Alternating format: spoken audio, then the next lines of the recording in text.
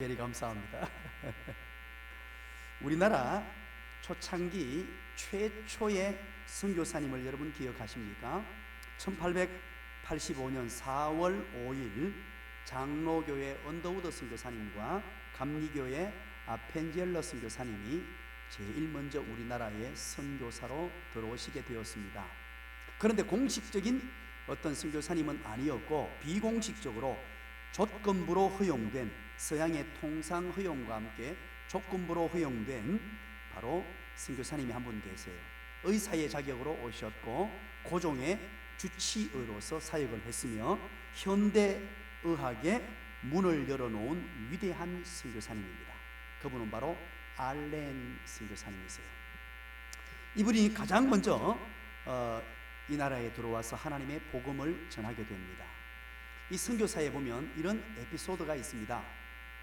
이 알렌 선교사님이 이제 우리나라에 들어와서 선교를 하시면서 이제 한국말을 배우기 시작했어요. 우리말을 배우기 시작했는데 드디어 이제 한국말을 어느 정도 하게 되었고, 예수 그리스도의 십자가나 부활에 관한 이야기를 전할 수 있을 정도의 실력을 갖추게 되었습니다. 그래서 자신감을 가지고 성경 공부를 오픈을 했어요. 오픈해서 이제 많은 분들을 초대해서 예수 복음을 가르치려고 했습니다. 그러면서 많은 우리 한국 사람이 들어올 때 이분이 입구에 서서 인사를 이렇게 했다 그러죠. 오시는 분들, 앞놈은 이쪽으로, 순놈은 저쪽으로. 영어에는 이게 사람과 동물을 구분하는 법이 없어서 헷갈려 버린 것이죠. 참 이런 어떤 선교사님들이 오셔서 초기에 어려움도 많았고 고생도 많았습니다만 한국 교회에 복음이 들어왔고 이 복음이 이렇게 꽃을 피우게 되었습니다. 서두에 소개시켜 주신 대로 언더우드 선교사와 아펜젤러 선교사는 바로 장로교와 감리교 선교사님입니다. 이분이 같은 배를 타고 인천으로 그렇게 도착하게 되었습니다. 그래서 이제 아주 재미있는 에피소드가 있어요. 이 두 분이 동시에, 언더우드와 아펜젤러가 동시에 하나 둘 셋 하고 뛰어내렸대요, 배에서. 왜 그런 거 하니까 나중에 우리 한국 기독교 역사에 장로교가 먼저 들어왔느냐 감리교가 먼저 들어왔느냐 싸울까 싶어가지고 하나 둘 셋 하고 뛰어내렸다, 이런 하나의 에피소드가 있고요. 또 이런 얘기가 있습니다. 이때 당시 언더우드는 한국에 왔을 때 총각이었습니다. 그리고 아펜젤러는 부인이 있었기 때문에 부인과 함께 왔어요. 배에 도착해서 누가 먼저 뛰어내리느냐 이것 의논하지 않고 레이디 퍼스터 해가지고 아펜젤러 선교사님 부인부터 먼저 내리고 두 분이 같이 내렸다라는 이런 이야기도 있습니다. 무엇이 맞는지는 모르겠어요. 하여튼 우리 기독교사에 이렇게 두 가지를 다 기록하고 있습니다. 그러면 여러분 대답을 한번 해보시기 바랍니다. 한국 교회에는 감리교가 먼저 했습니까? 장로교가 먼저 했습니까? 이렇게 물으니까 여러분 대답 못하죠. 자, 제가 그러면 객관식으로 바꿔서 말합니다. 한국 교회는 두 분이 같이 했다 1번, 2번 두 분이 같이 했다, 3번 모르겠다. 두 분이 같이 했죠. 이 감리교와 장로교가 함께 이 땅에 들어오셨습니다. 이것이 첫 발걸음이 되어서 하나님의 복음이 증거되었고 1889년에 호주 장로교 선교사님이 들어오셔서 복음을 전했으며 1890년에는 영국 성공회 선교사님이 들어오셔서 하나님의 복음을 전하시게 됩니다. 1892년에는 미국 남장로교 선교사님이 한국 땅을 밟았고 1898년에는 캐나다 장로교 선교사님이 한국 땅에 하나님의 복음을 들고 들어왔습니다. 그런데 이 모든 선교사님들이 한국에 들어와서 한 가지 공통된 일을 당합니다. 그게 무엇이냐니까 핍박이었습니다. 그때 당시 우리는 불교, 유교, 조상 숭배의 습관으로 인해 깊은 우상 숭배에 찌들어 있었습니다. 그래서 서양 종교를 받아들일 수 없었기 때문에 수많은 핍박과 고난을 하나님의 사람들이 당하게 됩니다. 양화진에 가면 양화진에 선교 비석들이 있죠. 그 그 성교 비석들은 수많은 무덤들이 거기에 쫙 깔려 있습니다. 그 무덤은 누구의 무덤이냐? 이름 없는 무명의 선교사님들, 선교사님의 부인들, 심지어 그 선교사님들의 어린 아들, 이름도 모릅니다. 한국 땅에 와서 그냥 복음을 전하다가 죽어갔던 수많은 사람들입니다. 여러분들, 이들의 희생이 이 나라를 있게 했습니다. 여러분, 지금 나라와 민족을 위해서 기도 많이 해주십시오. 지금 심각한 상황입니다. 좌우가 나뉘고 진보와 보수가 나뉘어서 새 대결을 벌이고 있는 상황입니다.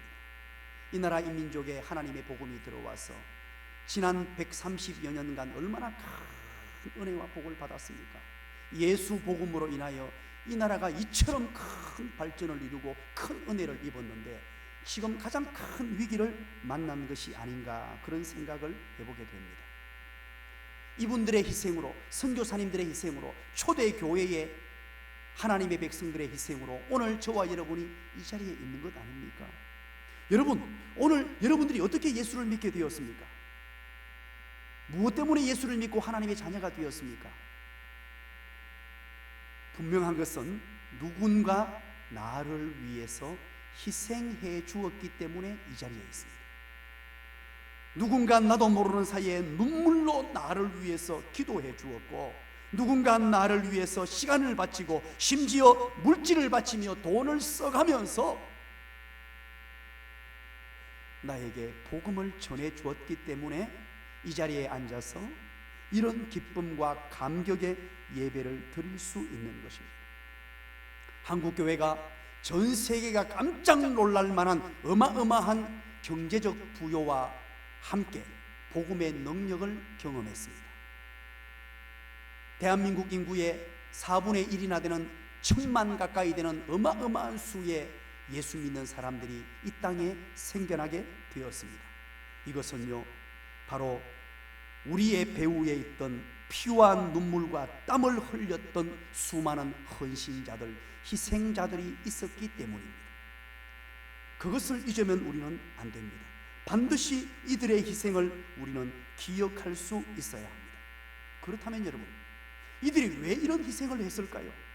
우리가 알지도 못하는 저 서양 사람들, 유럽에 있는 사람들, 미국에 있는 사람들, 저분들이 왜 자기의 생명을 아끼지 않고 이곳까지 와서 죽어가면서, 심지어 자기 사랑하는 어린 자녀들까지 죽어가면서 이 땅에 복음을 전했을까요? 우리의 신앙의 선배였던 주기철 목사님, 손양원 목사님을 비롯하여 수많은 사람들이 왜 순교하시면서까지 이 땅에 복음을 전해 주었을까요? 그 이유가 여러분 무엇이라고 생각하십니까?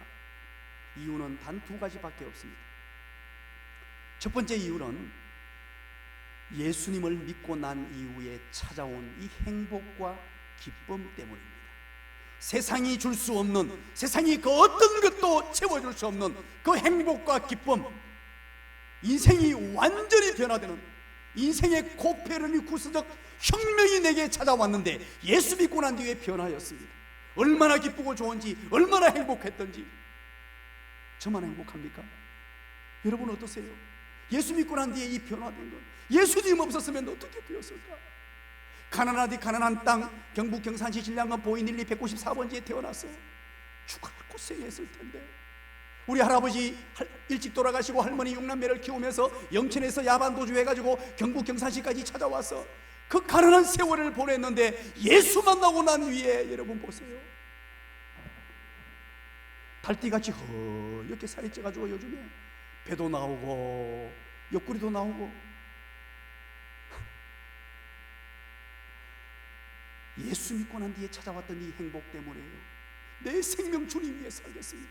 이 기쁨, 이 행복, 이것을 간증하며 복음을 전했던 것입니다. 바로 그 수많은 외국의 선교사님들이 그러했고, 우리 신앙의 선배들이 그러했고, 지금 이 순간에도 수많은 사람들이 그것 때문에 예수 복음을 전하고 있는 거예요.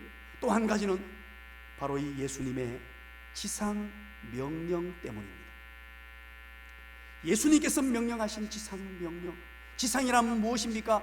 땅지자를 쓰는 거 아닙니다. 그래서 설교 제목에 일부러 한자를 같이 붙여놓았어요. 이를 집니다. 위에 이른다. 최상이란 뜻이에요.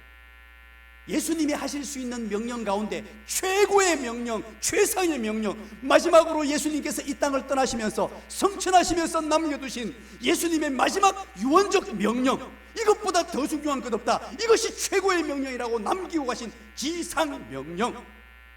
그 명령을 때문에 수많은 선교사님들이, 앞선 신앙의 선배들이 자기 목숨을 아끼지 않고 복음 전하는 삶을 살았다는 것입니다. 청년들이 하는 게임이 있습니다. 어떤 게임입니까? 한 줄로 쭉 들어서서 제일 뒤 사람에게 말을 전달합니다. 이야기를 전달하면 제일 앞에 사람이 그 말을 받아서 얼마나 그 말이 정확하냐, 또 속도가 얼마나 빨랐느냐 해서 점수를 매기는 게임이지요. 언젠가 이런 문제를 한번 내어준 적이 있습니다. 제일 뒤 사람에게 너는 썩 좋은 놈이야. 자, 이게 긍정입니까? 긍정입니까? 칭찬이죠. 너는 썩 좋은 놈이야. 그런데 한 10사람 정도를 지나가지고 제일 끝에 사람이 그 말을 받아왔는데 이렇게 바뀌어서 왔습니다. 너는 썩 좁은 놈이야. 야, 썩 좋은 놈이 속 좁은 놈으로 바뀌어버렸어요. 오늘날 우리 한국 교회를 한번 보십시오. 초대교회에 복음이 들어왔을 때 선교사님의 그 뜨거웠던 열정, 초대교회 성도들의 복음을 향한 뜨거운 열정이 시간이 지나면서 대를 이어가지고 쭉쭉쭉 흘러오면서 그 좋은 본질, 교회의 본질, 예수 그리스도의 오신 목적은 다 상실해버리고 지금 변질된 것은 아닌가요? 여러분, 한국교회를 한번 살펴보시기 바랍니다. 우리 주님께서 그토록 소원하셨던 지상명령은 온데간데 없고 이제 우리끼리 잘 먹고 잘 살자. 교회들마다 혈안이 되어 있는 것이 무엇입니까? 큰 교회를 짓는 것입니다. 건물을 짓는 것입니다. 화려한 교회를 만드는 것입니다. 세속적인 복을 받는 것이에요. 오직 그런 곳에 매몰되어 있습니다. 우리 주님의 명령에는 관심이 없는 듯해 보입니다. 정말 안타깝기 그지없습니다. 우리 예수님께서 이 땅에 오신 목적이 무엇입니까? 우리 교회를 세우신 교회의 존재 목적이 무엇입니까? 그것은 바로 예수님 마지막으로 유언적으로 남기신 그 유언, 지상명령에 다 들어있습니다. 바로 복음 증거예요. 옛날에 태국의 왕이 어떤 한 사람을 파멸시키려고 하면 흰 코끼리를 선물로 주었다고 합니다. 그런데 이 흰 코끼리는 아주 신성한 동물이었습니다. 굉장히 신성하게 여겨지는 동물인데, 그런데 그 사람을 파멸시키려고 했을 때 왜 흰 코끼리를 선물로 줬을까요? 그 이유는 이렇습니다. 흰 코끼리를 임금으로부터, 왕으로부터 하사를 받으면 그 신성한 동물을 극진히 대접하고 돌보는 것입니다. 그래서 먹이고 목욕시키고 입히고 돌보고 혼신의 힘을 다해서 큰 코끼리를 섬기다가 재산이 다 흡입되게 됩니다. 그러고는 결국은 파멸에 이르게 되었다는 말입니다. 오늘날 우리 한국 교회의 흰 코끼리가 무엇입니까?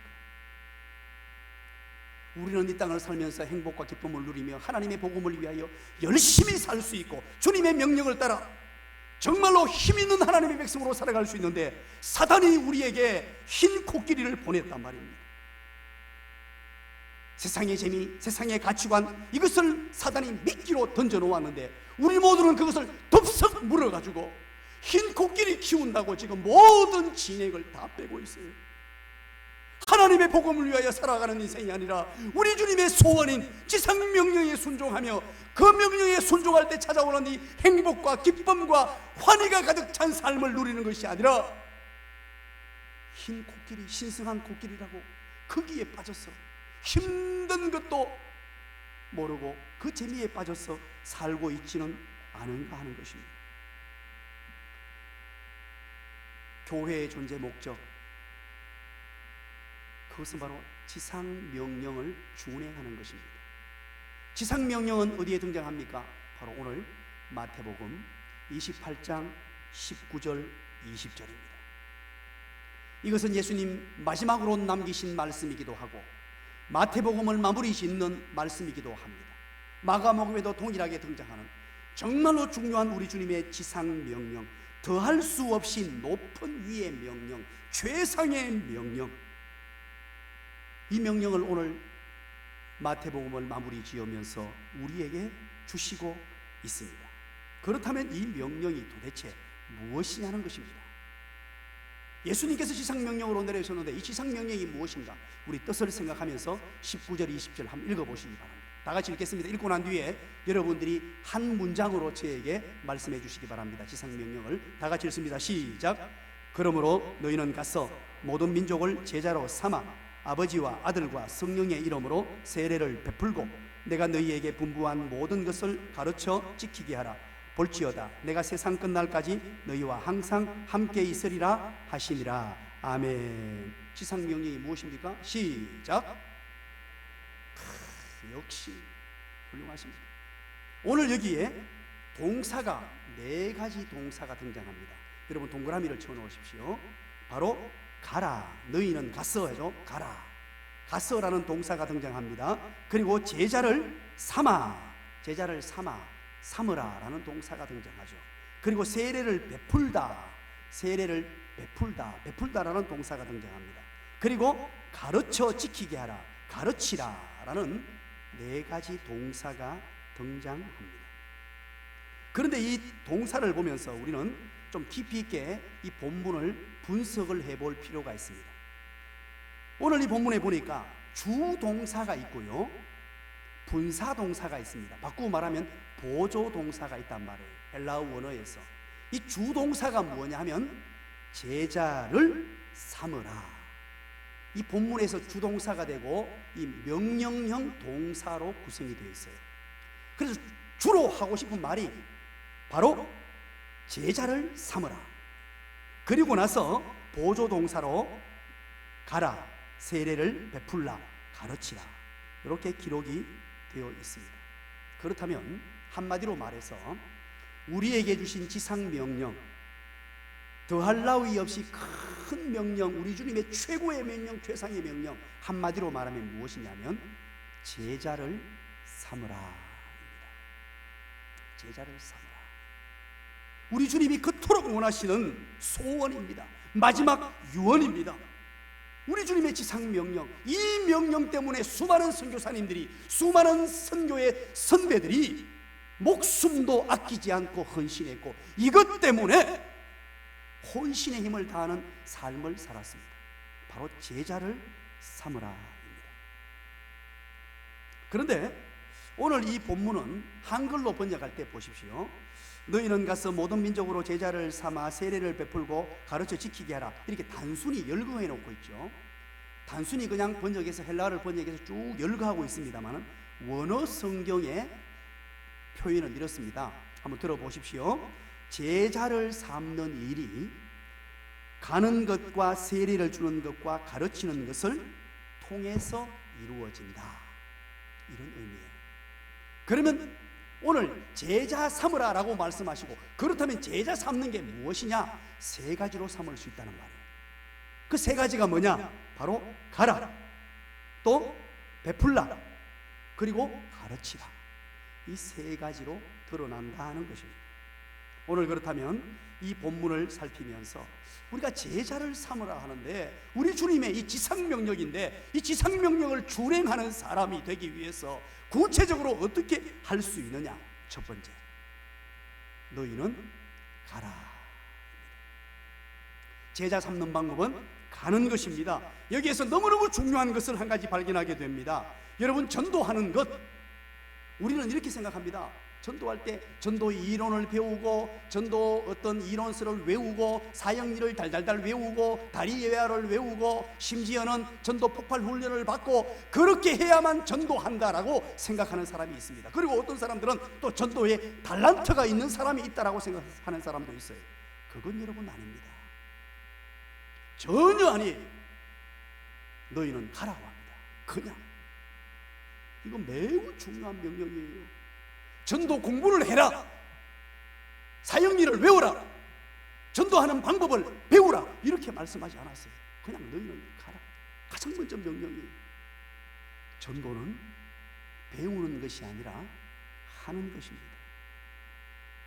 전도는 연구하는 것이 아니라 하는 것입니다.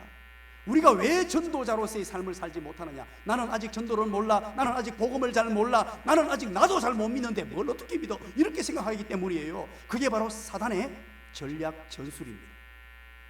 우리 교회는 개척할 때부터 이렇게 출발했습니다. 주일학교가 생겨나고 출발하면서 중등부, 고등부 연합으로 매년마다 전도 여행을 실시했습니다. 겨울에는 바깥에 나가지 못하니까 겨울에는 방에 딱 들어가서 말씀과 기도에 전무했습니다. 찬양, 말씀, 기도 열심히 말씀 듣고 찬양 부르고 기도하고 밖에 나갈 수 없잖아요, 추워서. 그러나 여름은 그냥 밖으로 나갔습니다. 복음 들고 나갔어요. 그때 초창기에는요, 요즘에는 지금 제가 아이들 잘 개인적으로 물어보지는 못했는데 아이들이 겁을 내면서 아직까지 저는 복음을 몰라요, 잘 할 수 없어요, 안 나가면 안 돼요, 그리고 벌벌 떠는 애들이 많았어요. 그런데 놀라운 일이 발생했습니다. 가서 복음을 전했어요. 아직까지 어린아이인데 가서 예수 믿고 구원받으세요, 예수 믿고 하나님 자녀 되세요, 이 한마디를 하다가요 개한테 물리고 쫓겨나고 두들겨 맞고 이런 일도 있었어요. 그런데 어느 집에 가니까 꿀물을 주고 음료수를 주고 수고한다고 위로받기도 했어요. 그런데 놀라운 일은 그렇게 간단한 복음을 전달했는데 그 복음을 듣고 예수 믿는 사람이 생겨나더라는 거예요. 이런 놀라운 얘기에도 놀라지 않는 분들, 그 뒤에 피드백이 오는 거예요. 어느 교회에 그분이 나갔다 교회하고 연합 작전을 펼쳤는데 이분이 그 전도를 받고 교회 지금 다니고 있습니다, 교회에 나옵니다, 이런 연락이 어마어마하게 왔어요. 그리고 또 한 가지 더 놀라운 변화는 아이들이 전도 여행을 마치고 돌아오면 저녁에 전도 보고회를 해요. 아이들이 전도하러 가서 있었던 일들을 고백하면서 믿음의 확신이 좀 부족했고 구원의 확신이 조금 부족했는데 복음을 전하다가 이 아이들이 확신이 생기기 시작했어요. 입으로 예수 믿으세요라고 입을 떼는 순간에 이 아이에게 하나님의 성령이 감화 감동을 주시고 구원의 확신을 주시고 하나님의 능력을 주시더라는 거예요. 그래서 지금까지 우리 교회는 전도 여행을 실시하고 있어요. 여름이 되면 우리 중등부, 고등부 청년부는 바로 전도 여행으로 떠나게 됩니다. 여러분, 전도는 이론을 확실하게 배워서 하는 것 아닙니다. 전도는 하면서 하나님의 은혜를 경험하고 하면서 배우는 것이고, 할 때 하나님의 성령이 인도해 주시고 하나님의 영이 나를 인도해 주시는 줄 믿으시기를 간절히 축원합니다. 바로 오늘 그 이야기입니다. 너는 가라는 거예요. 연구하라, 배우라, 훈련하라 아니에요. 하나님의 복음을 받은 사람은 반드시 누구나 어떤 사람이든지 가는 것입니다. 누가 가야 합니까? 오늘 본문에 보니까 누가 가라 그러죠? 읽어보세요. 누가 가라? 너희는 가라라고 합니다. 너희가 누굽니까? 바로 예수 믿는 하나님의 자녀된 분들 모두를 가르칩니다. 오늘 저와 여러분을 이야기하는 거예요. 오늘 이 본문을 보면서 특별한 사람, 선교사님들, 어떤 전도의 달란트를 받은 사람들, 그것 아닙니다. 흔히들 달란트가 있는 사람들이 전도하고 어떻게 전도에 어떤 실력이 있는 사람들이 한다, 그것 아닙니다. 우리 주님께서 그렇게 얘기한 적이 없어요. 모든 예수 믿는 사람들은 하나님의 자녀가 되면 우리 주님의 이 지상 명령에 준행할 수 있어야 합니다. 그러면 어디로 가야 합니까? 이 지상 명령, 어마어마한 명령이기 때문에 우리는 이런 생각을 합니다. 우와, 아프리카로 가야 하나? 남아공으로 가야 하나? 케냐로? 중국으로? 변화영 집사님 어디로 가랍니까? 남아공? 대답을 안 하시네. 김대희 집사님 어디로 가랍니까? 중국? 영국? 오늘 이 본문은 잘 이해하셔야 돼요. 물론 아프리카로, 영국으로, 중국으로, 일본으로 가야 되죠. 그러나 1차적 선교지가 있어요. 그 1차적 선교지가 어디냐니까 우리의 삶의 터전입니다. 하나님께서 왜 우리 변집사님을 경산 무슨 아파트? 거기에 이사 보냈을까요? 우리 김대희 집사님이 왜 여기 시지동에 이 동네로 이사 보내가 살게 했을까요? 하나님께서 선교지로 파송시켜 준 거예요.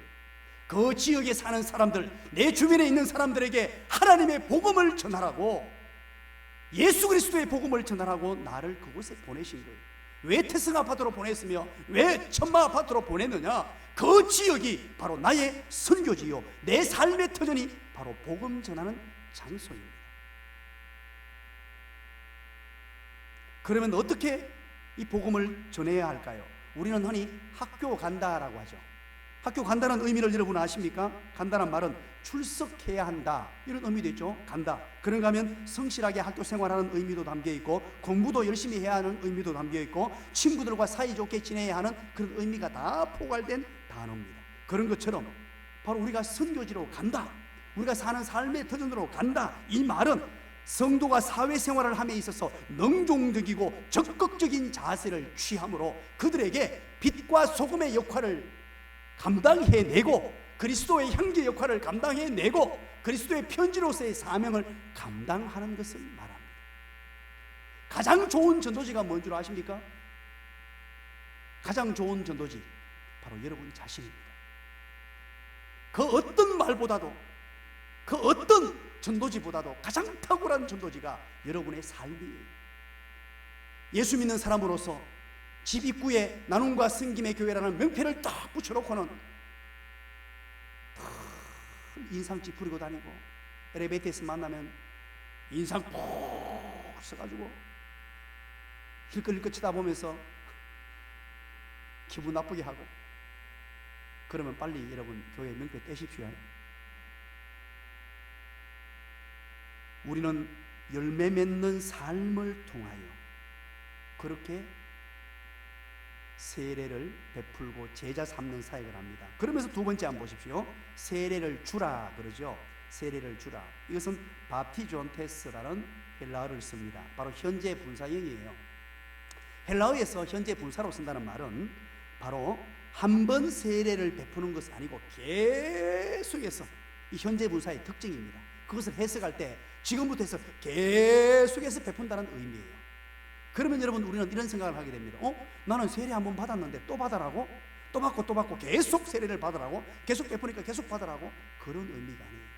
한 사람에게서 계속 받는 의미가 아니고 또 다른 사람에게 베풀고, 또 다른 사람에게, 또 다른 사람에게, 또 다른 사람에게.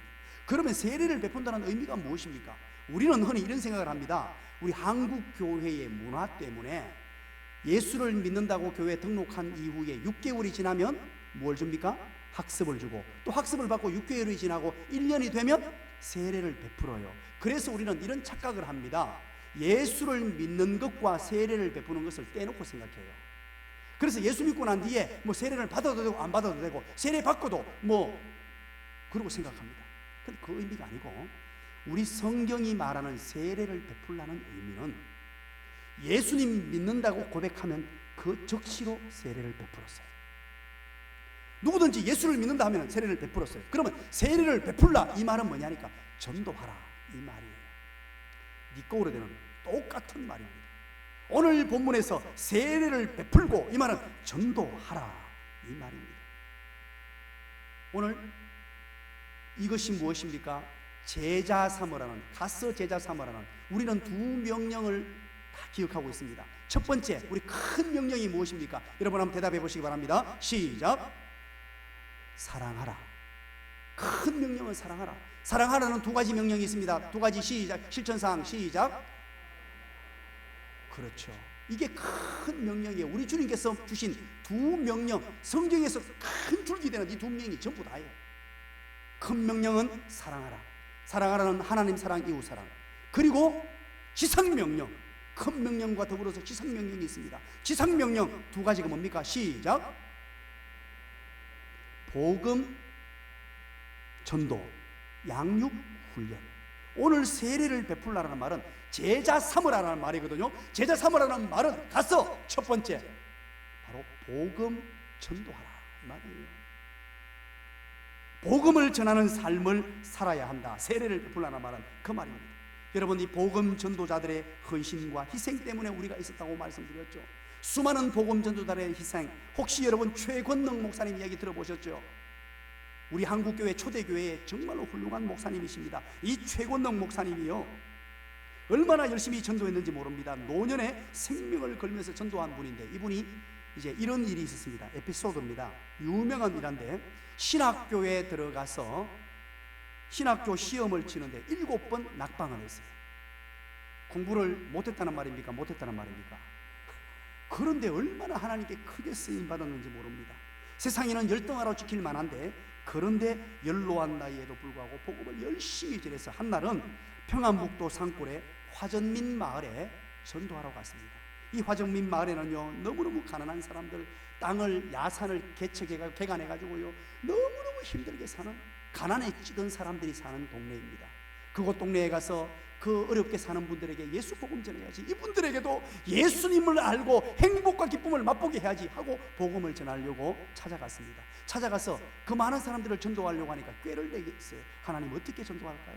하나님 지혜를 주십시오 하고 꾀를 내다가, 이제 사람들이 잘 들릴 만한 야산에 쫙 흩어져서 일을 하고 있는데, 그 가운데쯤 사람이 잘 들릴 만한 곳에서 이렇게 얘기를 했다고 합니다. 떼굴떼굴 구르면서 사람 죽는다, 사람 죽는다, 아이고 아파라, 아이고 배야, 그러고 막 떼굴떼굴 구르니까 이게 여기서도 사람이 오고 순식간에 50명이 모여들었대요. 떼굴떼굴 구르면서 그러니까. 그래서 50명이 실눈을 뜨고 딱 보니까 사람이 우르르 몰려서 왜 그러냐고 할 때 벌떡 일어나서 큰 소리로 외쳤답니다. 여러분, 예수 믿으시고 구원 받으세요, 예수 믿으십시오 라고 외쳤다는 거예요. 그랬더니만 이 반응이 어떻겠습니까?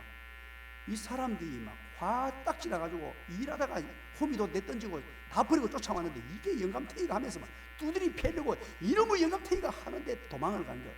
막 도망가면서 가슴에서 뭔가 하나를 쫙 꺼냈습니다. 쫙 꺼내가지고 아멘의사 출두야 라고 했습니다. 그러니까 사람들이 아멘의사란 말에 전부 다 벌벌 떨면서 머리를 조아렸단 말이에요. 이때 당시만 해도 아멘의사는 무시무시한 존재였거든요. 그런데 그 아멘의사 출두요라고 끄집어낸 게 마패가 아니고, 노회에서 전도 잘한다고 받은 전도 기념패 있잖아요, 목에 거는 거, 그걸 가슴에 넣어 다니다가 도망치다가 그 생각이 나가지고 그 기념패를 꺼내 들고는 아멘의사 출두요라고 외쳤습니다. 그러니까 사람들이 전부 다 그 벌레가 쫙 엎드렸단 말이에요. 그때 이분이 이런 얘기를 했습니다. 나는 사람이 보낸 아멘의사가 아니요, 하나님이 보낸 아멘의사요. 여러분, 예수 믿으세요. 그러면 구원을 받습니다. 이렇게 외쳤다는 거예요. 그런데 놀라운 일입니다. 이게 바로 우리 기독교사에 있는 얘기예요. 한국 기독교사에. 어떻게 결론이 났냐니까, 그런 복음 증거에도 수많은 사람이 예수 믿고 돌아왔다는 거예요. 기가 막히지 않습니까? 이런 분들이 구석구석 대한민국 곳곳에 다니면서 하나님의 복음을 전했어요.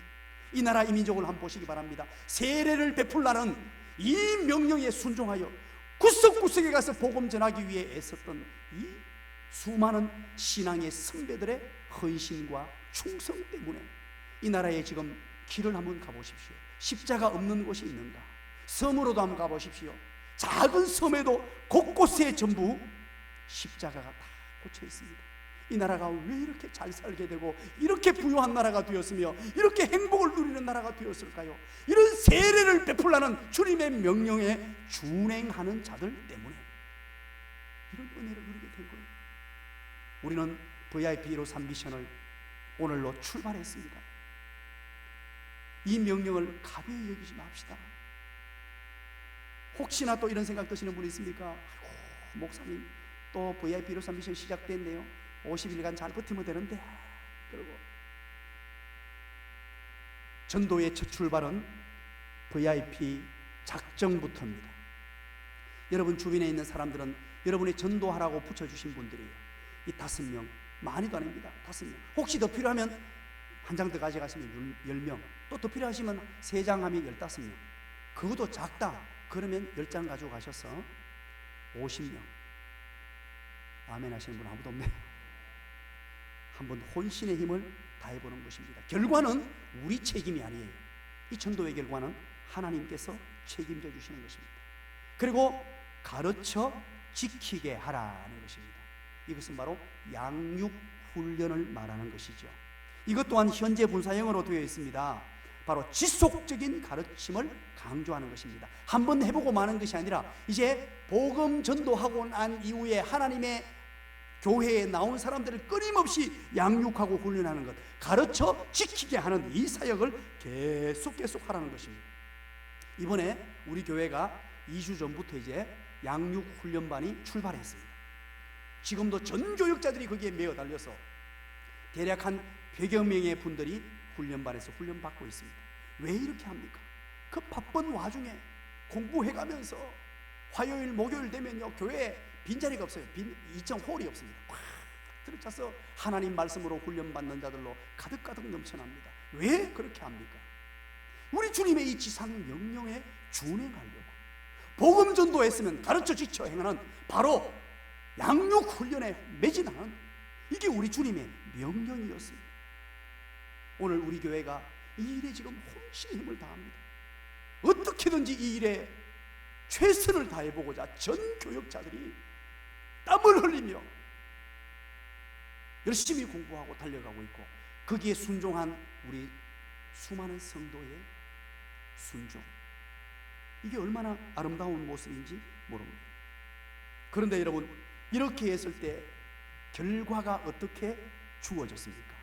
예수님의 약속입니다. 지상명령에 준행했을 때에 바로 가서 복음 전도하고 양육훈련에 매진하는 하나님의 사람들에게 어떤 은혜가 주어지는지 20절입니다. 한번 볼까요? 20절 다 같이 한번 읽어봅니다. 시작. 내가 너희에게 분부한 모든 것을 가르쳐 지키게 하라. 볼지어다 내가 세상 끝날까지 너희와 항상 함께 있으리라 하시니라. 아멘. 여기서 중요한 것, 내가, 우리 주님께서 말씀하십니다. 내가 세상 끝날까지. 이 기가 막힌 표현이에요. 세상 끝날까지, 시간적으로, 그죠? 그러면서 또 뭐냐, 항상 아침이나 저녁이나 밤이나 낮이나 잠잘 때나 무엇을 할 때나 어느 장소 어떤 곳이든, 시간적으로 장소적인 곳이든 모든 곳에 하나님의 함께 하심의 은혜를 베풀어 주겠다, 이렇게 약속하세요. 자, 그러면 제가 한 가지 질문을 던져보겠습니다. 저와 여러분의 인생이 가장 복된 인생, 정말로 하나님의 은혜를 누리고 하나님의 능력을 경험하고 직장에서 인정받고 사업장이 잘되며 자녀가 잘되고 모든 일이 은혜롭게 잘 되는 순간이 언제일까요? 주관식으로 얘기하면 여러분 대답 안 하니까 객관식으로 합니다. 1번 하나님 함께 하실 때, 2번 하나님 함께 하실 때, 3번 모르겠다, 하나님 함께 하실 때. 하나님이 내 인생에 함께 하시면 끝이에요. 어떤 대적, 어떤 문제거리, 어떤 환난, 무엇이 찾아와도 하나님이 함께 하신다면 승리하는 인생 되는 줄 믿으시기 바랍니다. 하나님의 함께하는 비결을 오늘 소개하신 거예요. 그게 뭐냐? 우리 주님 마지막 가시면서 당부하고 또 당부하시면서 이거 기억하라고 마지막으로 유언적으로 남겨주신 말씀, 이 땅에서 행복 가득한 삶, 이 땅에서 정말 멋진 삶, 그게 뭐냐? 바로 주님의 지상 명령을 준행하면 나는 너와 함께 해줄게, 이 약속이잖아요. 우리 인생 가운데 하나님 함께 해주셔야 될 순간이 얼마나 많습니까? 얼마나 많은 순간에 하나님의 도움이 필요하고 하나님께서 나와 함께 계셨더라면 이런 일이 없었을 텐데 하는 순간이 얼마나 많습니까? 하나님의 함께 하심을 경험하려면 바로 이 주님이 주신 지상명령, 이게 바로 주님의 약속이에요. 이 약속에 여러분 빨간 줄을 꺼놓으세요. 빨간 줄을 꺼놓고 내가 너와 함께합니다. 언제까지? 세상 끝날까지. 항상 어디에 있든지, 어떤 장소에 있든지, 어느 나라에 있든지, 아프리카에 가든지, 저 중국 땅에 가든지, 집에 있든지 항상 내가 세상 끝날 때까지 함께 하리라. 언제? 주님의 이 지상 명령을 준행하며 따를 때. 기가 막힌 은혜잖아요. 이런 은혜를 경험해서 우리가 이 땅을 살아가면서 잠깐 그쳐가는 나그네 인생길 가운데 주님의 함께 하심을 경험하고, 내 자녀가 우리 주님의 함께 하심을 경험하고, 내 사업체가, 내 직장이, 우리 교회가 하나님의 함께 하심을 경험하는 복된 그런 삶이 되시기를 주님의 이름으로 간절히 축원드립니다.